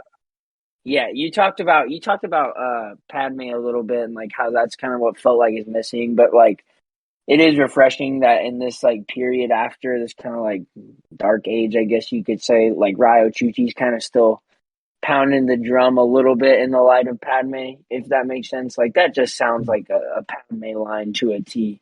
So I mean, I like that one a lot. No, I liked that shit a lot. That's a good choice. That's a good choice. I actually went double Rex scene in line. Scene, I went Rex Rex's Machina. yeah, Sorry. Deus Rex Machina. Rex goes ahead and saves the day at the last second. I have dubbed it the Deus Rex Machina. That's pretty good. How the fuck? Where did he come from? And I don't give it. I don't care. I don't care. Hey, he was already heading there. He heard the blaster fire. He was like, I guess I gotta stun this motherfucker who's standing perfectly still 3 times, and only the third one affects him. For some reason, I thought it was Crosshair. I don't know. Like, I thought that this was his like redemption, the start of it. I thought that he was gonna like come back, and I don't know. Like, I thought that that's what it was gonna come out, and then he took off his helmet, and it was Rex, and I was like, oh my god, that's so much better. Like, I was like, I was just. Well, I guess I saw the armor and I'm like, well, that's not Crosshair. And yeah, it was pretty hype to see Rex take the helmet off. I fucking loved it. To see the hair, you know, like there was that part where he like has that like really shitty transmission for a second, and like I know they were trying to like tease something, but like instantly I went, that's fucking Rex. You know, like I was like, I know Rex's voice when I hear it. That's sexy Rexy. There's no doubt about it. But my line, this one's just more fun because I like Trace and Rafa from the Clone Wars Ahsoka arc, like we were talking about earlier in season 7, and how we know that they're working for Rex in some capacity or with Rex as a result of what we learned that in Bad Batch season 1, whenever they inform him about the Bad Batch being out and about. But him saying, you know, a couple of friends of mine own this garage. They're gone for a bit. Mm-hmm. I don't know. I just like that because I like Trace and Rafa. I like that they're working with Rex. I like that they're still with Ahsoka somehow. I think that's really cool. And cool seeing the garage again too. Like, yeah, actually, you know, I recognized it immediately. You know, like as soon as that was inside of it too. Yeah, I was like, yeah. As soon as they cut to that bay, I was like, that's Trace and Rafa's garage, and I was super happy to see it. Just like that sort of connectivity, I love that shit, and the fact that that's where the Bad Batch sets down in Episode 8. If they need to go to Coruscant, that's where they're going to go. Their spot. Like, yeah, they got their spot now. But let's take it there. Let's take it to 8. Cool. Man, just starting to like with favorites. Yeah, fuck yeah. Let's go right to it. If we want to start performance again, I didn't know that Ian McDiarmid actually voiced Palpatine here, and I have to. I mean, I cannot not give it to him for this episode. I love that voice so much. Like and knowing that it was him too, like that he just came back to do some Star Wars animation. I hope he's in more. I don't know. I hope I don't know. I hope he did a lot of lines because he didn't have too much, you know. I just love that this dude's willing to pop up and do whatever the fuck for his role as Palpatine every once in a while.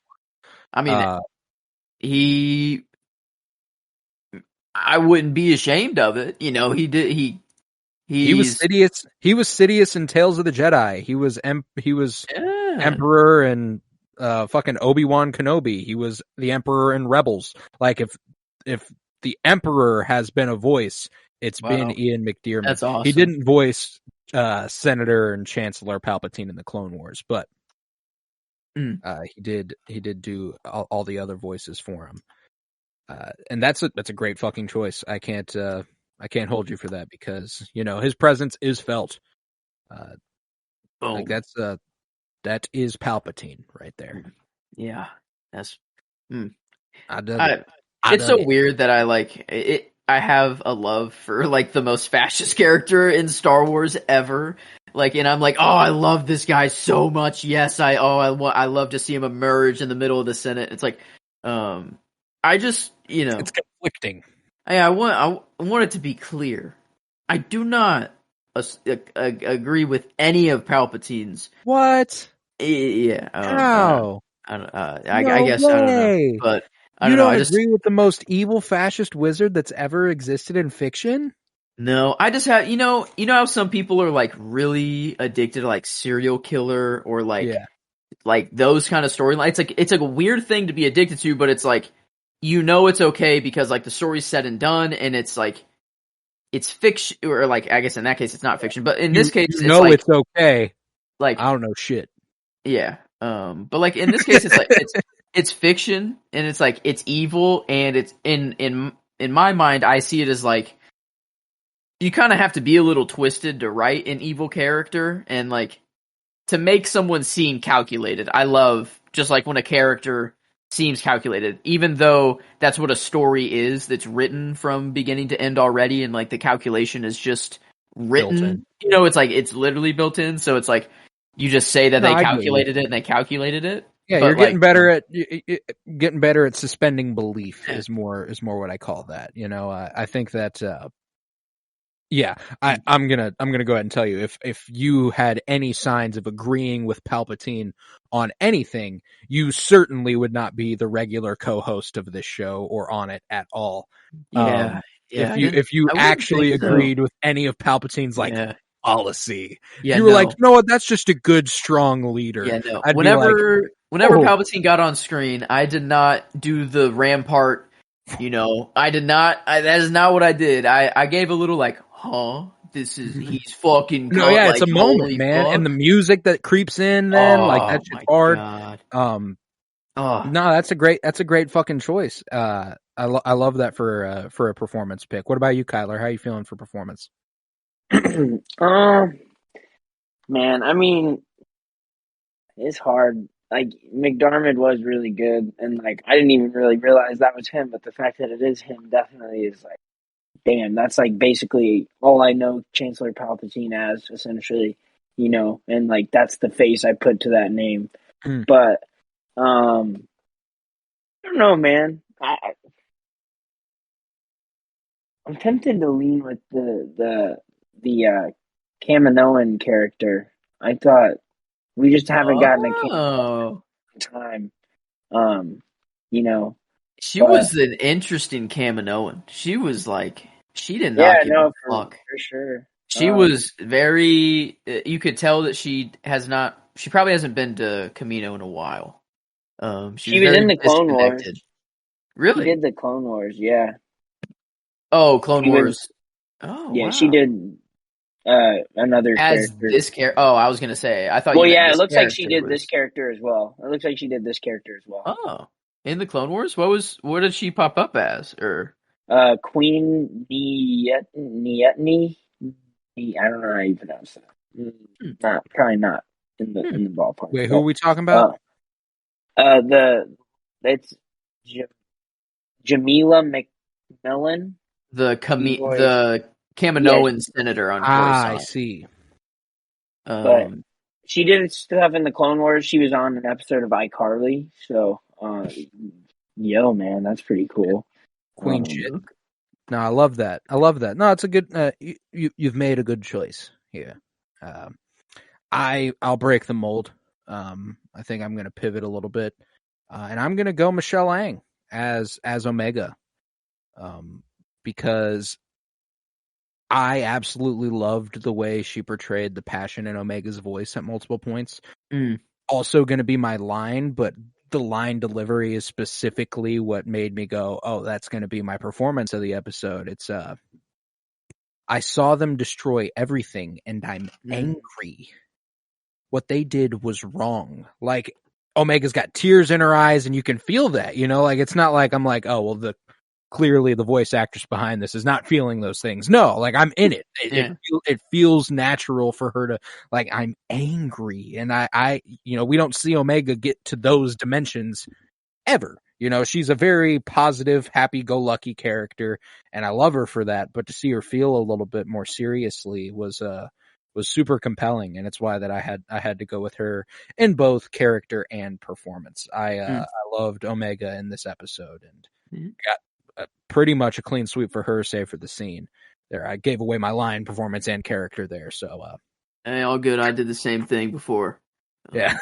Sometimes it just works out. It's just way. yeah, the explanation all goes together. It's I guess. yeah. So that's how it went for me. What about characters for you guys? I chose Echo. I mean, this one, it has to be Echo. Like that end, I'm actually crying at the end. Like, yeah. And it was, I'm like, wait, this is actually happening? Like right now, it's a lot. Like, somebody tell Omega, I love you, for the love of God. Yeah. They're all getting close. They're all getting very close. I know. And I even want Omega to throw out and I love you first, but, and then for them to like, I love you too, like some shit like that. They don't even need to say it first. I don't need that.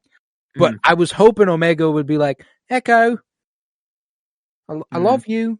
And then him probably throw out a little, I know. Yeah. Thank you. Oh man. Thank you. They probably don't know. They don't know the concept of love. They haven't thought about it. They haven't thought about it. Hunter's so hot and he doesn't even know.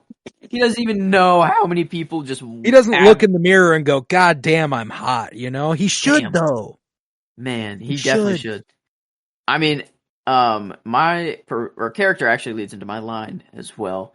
For Echo, I just, instead of choosing the ending as my favorite scene, I just put him saying, keep an eye on them to Omega. Like him realizing that like, you're going to be the one to actually take care of him. You've been taking care of us. Actually, he knows. He's actually like, no, you've just actually been taking care of us. And instead of us taking care of you. Take care of them. Yeah, keep an eye on them. But yeah, there's but yeah, love it. I don't know. I hope Echo and Rex pop up, still in the show. Like we have very different corners of the galaxy now. We have Crosshair off with, the Empire and doing whatever he's doing. We got Echo with Rex now, and then we got the Bad Batch going. I don't know, where are they going now? Back to Sid? Did they say where they're going? Is there a plan? No, I don't think so. I think it's just kind of a soft reset for the beginning of a new arc, sort of.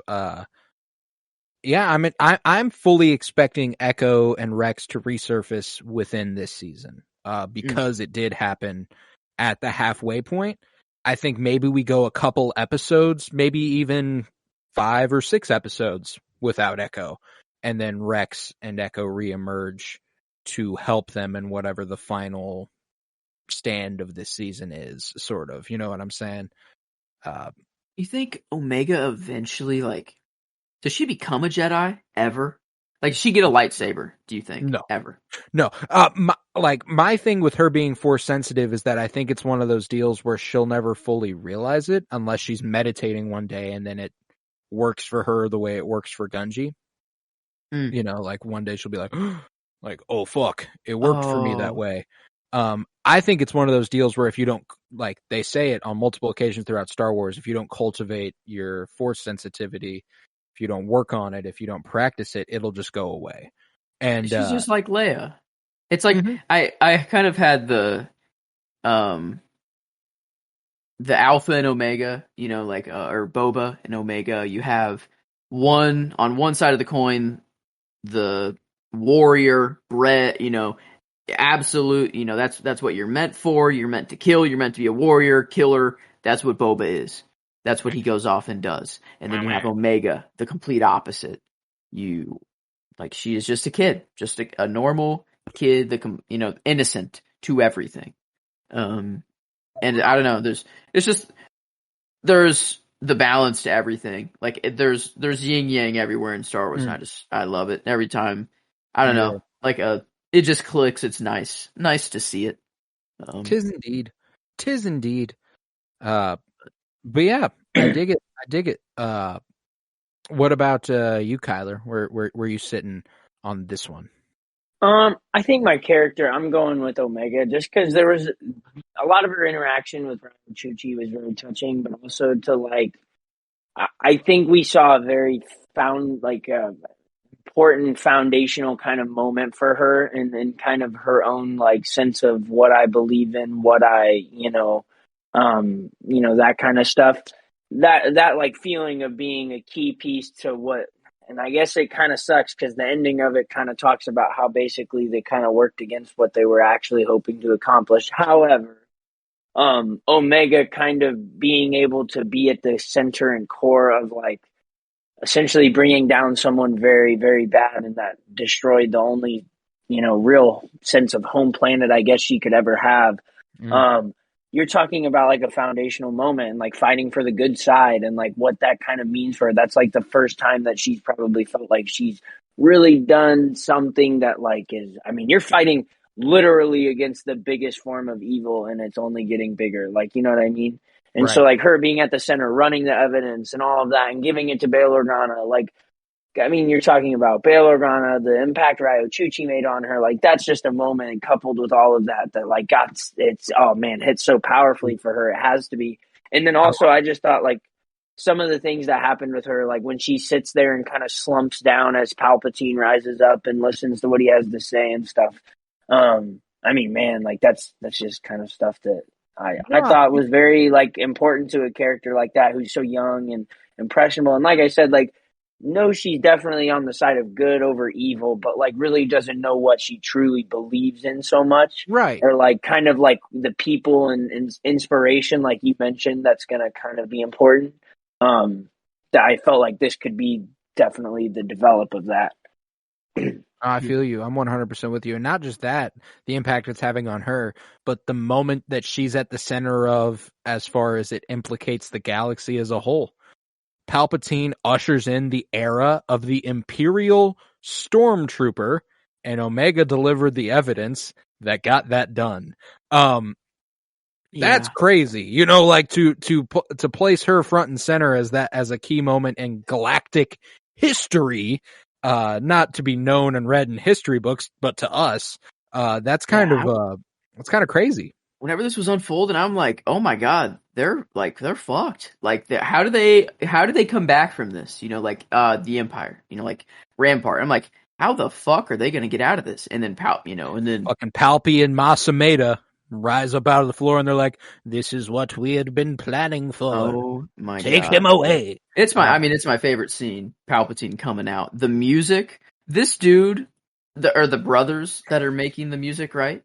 Is that right? The Kiner brothers. Yeah. So they are just knocking it out of the park every episode. Like whenever it just hits so hard. Like the music, I knew Palpatine was coming out by the music alone. You know, like before it even showed him. And then after he delivers that line, like the era of the Imperial Stormtrooper, and it almost drops into that sort of Imperial dun dun dun dun dun. You know, like I'm like, oh. You know, like, I love that shit. Oh, yeah, I don't know. This Palpatine coming out, and I don't know, like, you see Rampart stand up straight. You see everyone else just kind of like, you know, Bail's like, damn. You know, he know, like, I guess, yeah, he knows. He knows what's about to go down. But I don't know. I love seeing Palpatine back again. One of my just favorite characters in Star Wars. It was nice to see him on screen. So yeah, I don't know. I couldn't not have that as my favorite scene. No, I dig it. I dig it. I did have it as a favorite scene originally, but then we got to talking about the episode. Jesus Christ! I don't know if you heard that. Something upstairs hit the ground hard. Hope everyone's okay. I had to interrupt myself. It brain reset. But as we talked about the wow, it's still going. As we talked about the episode, I realized that the goodbye is my scene. Because it did move me to tears. You know, I loved seeing Palpatine reemerge, and the music in that scene was impactful. I love seeing Omega at the center of a moment like that, witnessing Palpatine.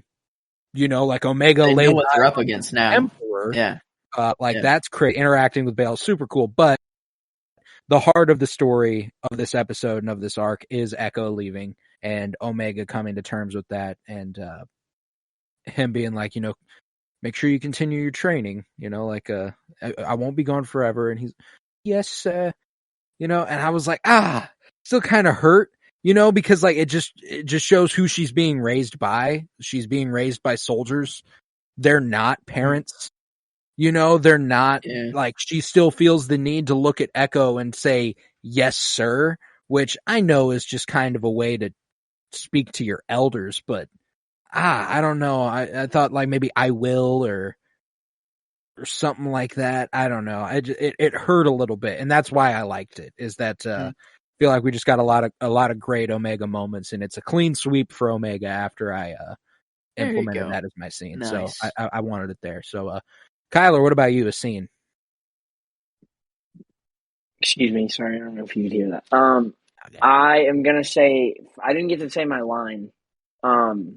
And I want to give it to Bail Organa. He says, "Follow the money; it always leaves a trail." Follow the I just think it goes.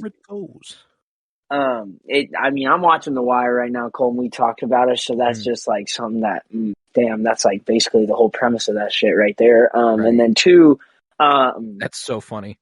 So but I just think it's also very like it does. I kind of think it gives a little bit to me. Like we talked about Bail kind of like not voicing out his opinions and stuff on the clone rights and everything like that.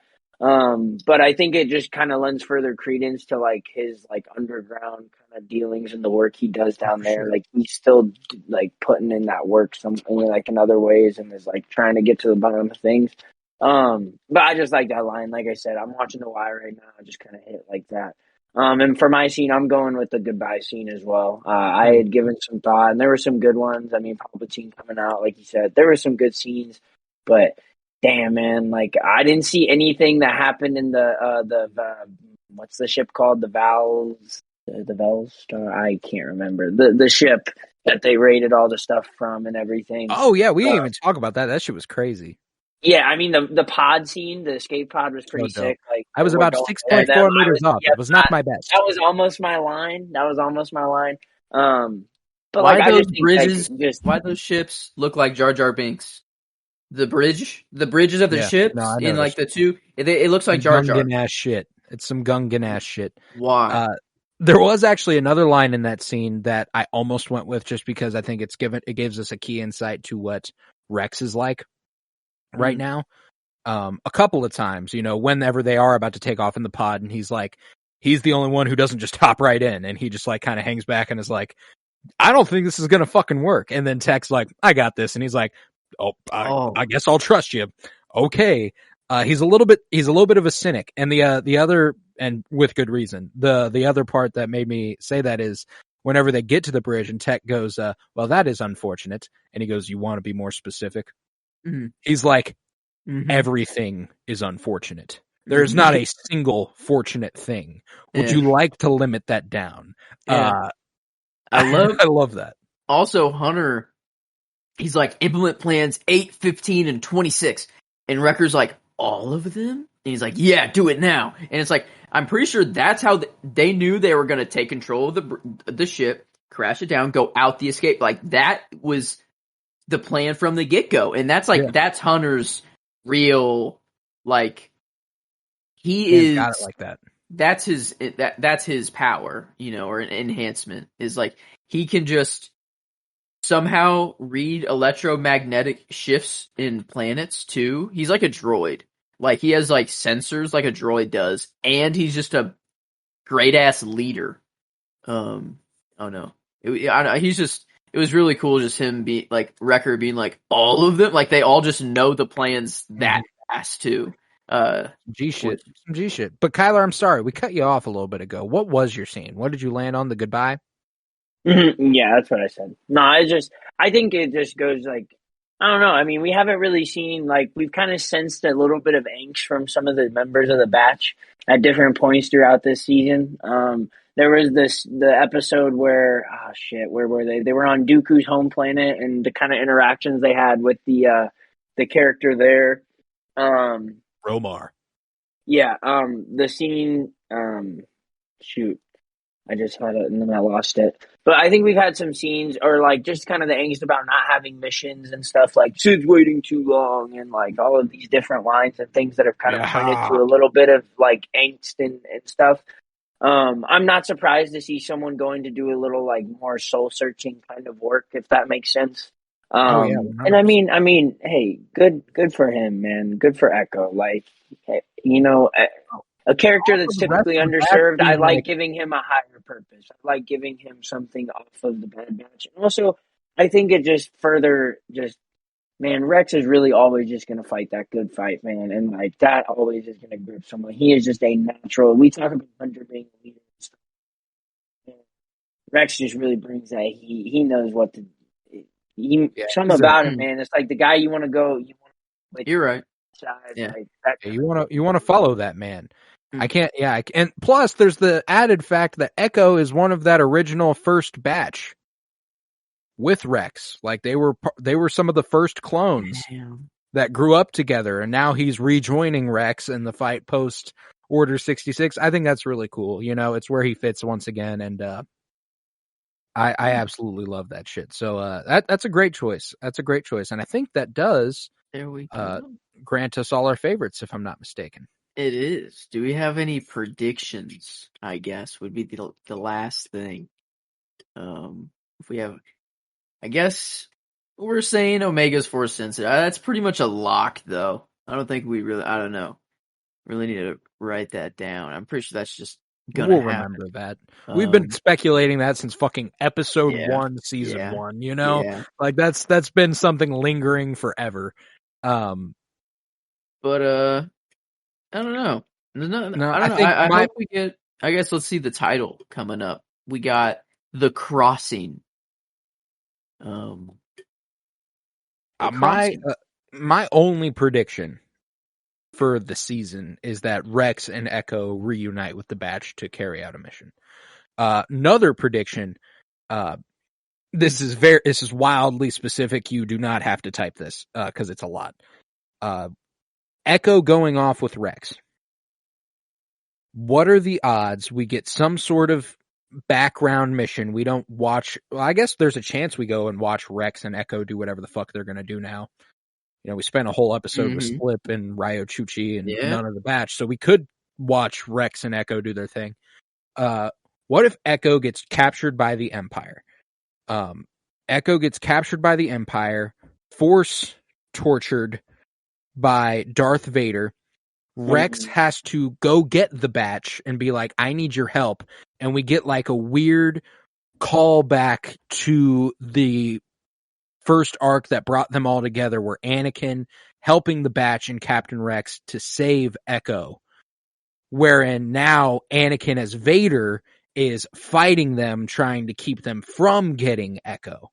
I feel like that could be really cool. That could be really cool. I did type all of that. You typed all of that. Okay, cool. Yes. Because if it comes true, oh my god.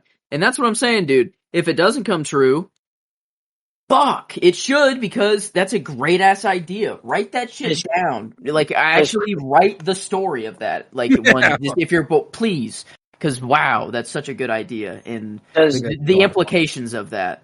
And if it happened, I mean, you were spot fucking on about Echo before. That's not quite as specific as the one I just laid out. If you get this, right, and it's the season finale. If this is the season finale, let's see. Hold on. I just gotta think that we are in an era. We saw Palpatine. You know, Palpatine's almost even more reclusive than Vader. Like, You're right. I think it's more a possibility than ever that by the end of the season, you could be right. Vader pops up in Rebels. Right. I know he's dealing with Jedi at that point, so it's a little different. But Vader too. I mean, you couldn't ask for a better Vader. You couldn't ask for a better. Yeah, you couldn't ask for a better Vader. Oh my god. Colton, I think the only thing I could add to yours is like we don't really. I still am kind of confused on where they're going to go or what we're going to get from Crosshair. And so I could also see a Crosshair could be wrinkle there being too, 'cause that was Crosshair Woody. helping out. That's what I was gonna say. I could see Crosshair like kind of like, how often do we see motherfuckers invade some Imperial ass shit and they just bump into somebody else working in cahoots with like the same goals and mission of their mission, like all the fucking time. So I mean, that just is such a Star Wars trope. It's gotta happen. If I remember correctly, and I don't know if this is for sure, but is there a scene where Anakin and Crosshair specifically work together in the Bad Batch arc in Clone Wars? Because it could be pretty fucking nuts to see them work together as Vader and Crosshair on the Imperial side of things, in their dark armor as opposed to like I feel like Anakin was just more broadly working with the whole batch as in general, but might be time for a rewatch of that arc just cause. Oh, but man.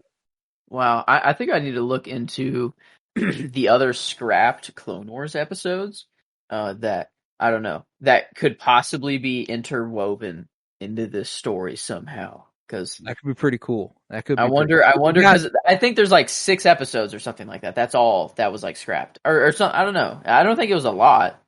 There's plenty. I think there's plenty out there. Maybe there's a story where like we got one of them in Book of Boba Fett, where Boba and Cad Bane's face off was a scrapped. Yeah. That's right. That's right. Yeah, all the janky like pre-animation, cuts that you get like for the. For those leaks, which is, I don't know, those are fun. But yeah, I don't know, Colton, if that comes true, I don't know. I don't know what. You don't know what you'll do. Just be ready. If this comes true, give me your prediction for the MCU at the end of like Secret Wars. Yeah, just give me that, because you're on one right now, or buy a lottery ticket. I'm on a roll, and if this comes true, I'm just I'm him. I'm him with a capital H. Yes. But I think with that, we can conclude this episode of Rebellion's Bloom. If you would, head to patreon.com/PennyBloomPod, where you'll find over 50 hours of exclusive content, all sorts of movie reviews and book reviews and comic book pull lists. Got one this week. Unfortunately, my comic shop wasn't carrying the High Republic and Hidden Empire issues this month, which was a disappointment, but she ordering them just for me, so I appreciate you. Love that shit. So hit up your local comic shop, by the way. They can help you out on a much more personal level than some random chain. Head to Twitter, follow at PennyBloomPod, follow on Instagram at PennyBloomPodcast. Remember to leave a 5-star rate and review wherever you are listening, and download some fucking episodes. I appreciate it greatly. The pod is growing like crazy right now, and it's massively appreciated. Let's see. If you're fucking with us, we got a big couple weeks. Last week was big. This week is big. We just did the Tales of the Jedi live commentary yesterday. Game of Thrones rewatch is still going on Mondays. Our comic book character draft is continuing tomorrow with round 2. And this Friday brings us our first episode of our comic book journey through film with a guest. We're going to be joined by my dad, Justin Robertson, to discuss Howard the Duck, and that's a very fun discussion that I'm so excited for you all to hear. And with that, I was Colton Robertson. I was joined by Joseph George. Thank you very much, homie. Oh, thank you for having me. It's always a pleasure to be here. Oh, and it's always a pleasure to have you. And on the screen below me that I can see and you cannot, thank you very much, KBZ Kyler Barnett. Absolutely. Absolutely. And remember, peace, love, and bloom. And Gunji forever, bitch.